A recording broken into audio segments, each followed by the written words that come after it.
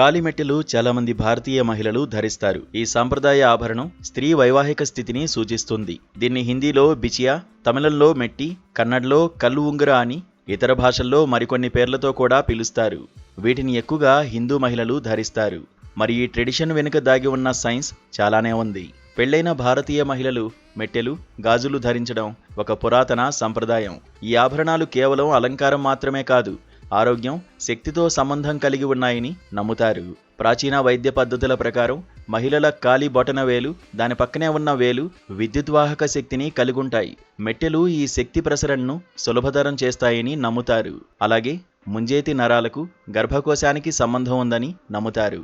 ఈ ఆభరణాలు వైద్య, శక్తి, సంప్రదాయాల కలయికను సూచిస్తాయి. బొటనవేలు రెండవ వేలు నాడి గుండె గుండా వెళ్తుందని, గర్భాశయానికి సంబంధించిందని భావిస్తారు. ఫలితంగా దానికి వెండి మెట్టె ధరించడం వల్ల గర్భాశయం రక్తపోటును అదుపులో ఉంచడానికి సహాయపడుతుంది. ఇది స్త్రీ ఋతుచక్రం నియంత్రణలో కూడా సహాయపడుతుంది. కాబట్టి కాలుకు మెట్టెలు పట్టి ఉంటే ప్రెగ్నెన్సీ వచ్చి తీరుతుందని ఒక నమ్మకం.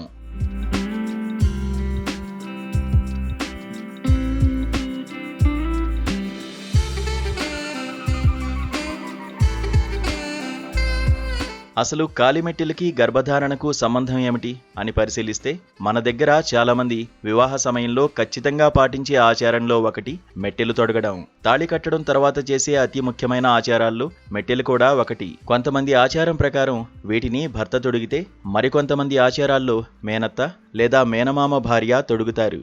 కాలికి ఈ మెట్టెలను చూసే చాలామంది ఆ అమ్మాయికి వివాహమైందని కన్ఫర్మ్ చేసుకుంటారు. మెట్టెలు తొడగడం ఓ సాంప్రదాయం మాత్రమే కాదని చెబుతున్నారు నిపుణులు. దీని వెనుక సైంటిఫిక్ రీజన్స్ కూడా ఉన్నాయట. అవేంటంటే, మెట్టెలు తొడగడం వల్ల స్త్రీల్లో గైనిక్ సమస్యలు చాలా వరకు దూరమవుతాయట. కాలి వేళ్లలో ఉండే నరాలపై మెట్టెలు పెట్టుకుని నడవడం వల్ల ఒత్తిడి ఏర్పడుతుంది.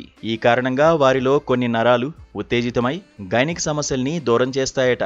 అంతేకాదు, వీటిని పెట్టుకోవడం వల్ల బాడీ సిస్టమ్ కూడా బ్యాలెన్స్డ్గా ఉంటుందట.